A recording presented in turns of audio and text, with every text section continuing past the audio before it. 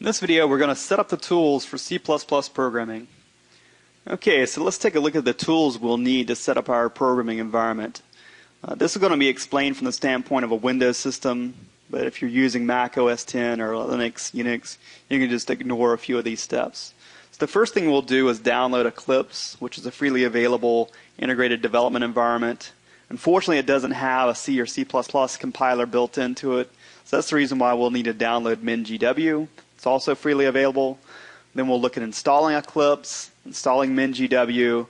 Then we'll need to alter our path environment variable in Windows in order to get some path information there to the MinGW toolset. And then finally, we'll need to verify our installation by running a simple program. Okay, so we have some links here to both Eclipse and MinGW.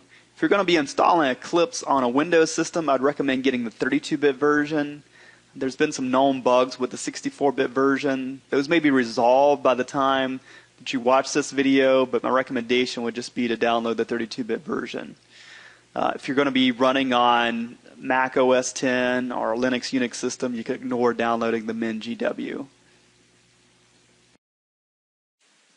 Okay, let's take a look at installing Eclipse. So I've already downloaded the zip file to my downloads directory. So I'm going to go here to Windows Explorer, and then to Downloads, and here's the zip file that has Eclipse. So I'm going to double click on it, and then select Eclipse, and then click on Extract All Files.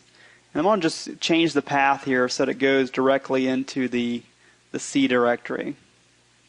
And click on Extract.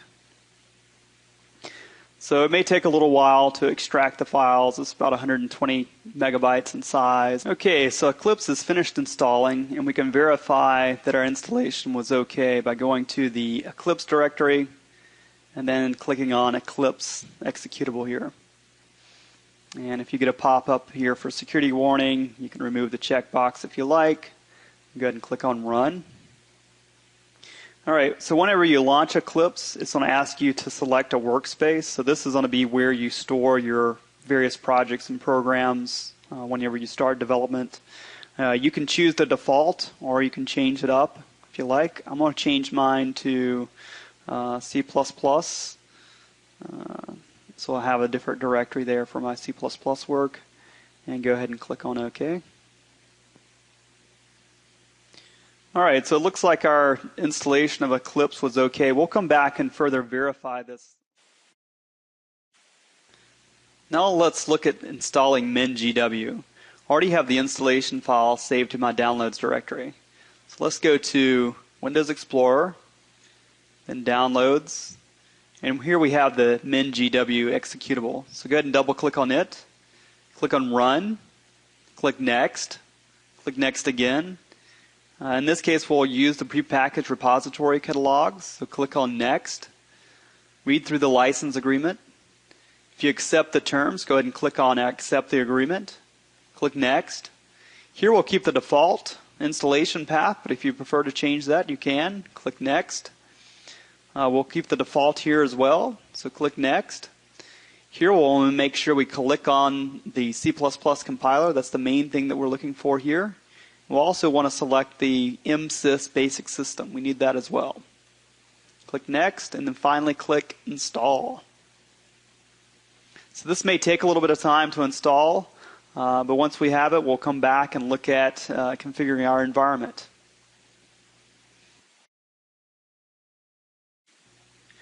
Okay, now that we have Eclipse and MinGW installed, we'll need to add a couple of things to our environment path. This is needed so we can gain access to the C++ compiler, the C++ standard library, and some of the other tools we install with MinGW. So let's go over here to the Start button, left-click on it, then go up to Computer, right-click on that, and then go and left-click on Properties. Now you want to select Advanced System Settings, and then click on Environment Variables. So here under System Variables, we'll scroll down and come to Path, and then edit the path by clicking on Edit. And then we'll go to the very beginning of the path and type in C:/MinGW/bin. That's the first thing that we need to add to the path. Then semicolon, And then we need to type in C:/MinGW again, then /msys/1.0/bin semicolon. Okay, again, these things are needed to be added into the path so we can access those tools from MinGW. Go ahead and click on OK. Click on OK again. Click on OK, and you can close out of this, and you're done. Okay, the last thing that we'll want to do is create a shortcut on our taskbar to be able to access Eclipse. And then also, we'll want to verify that Eclipse can compile and run a program.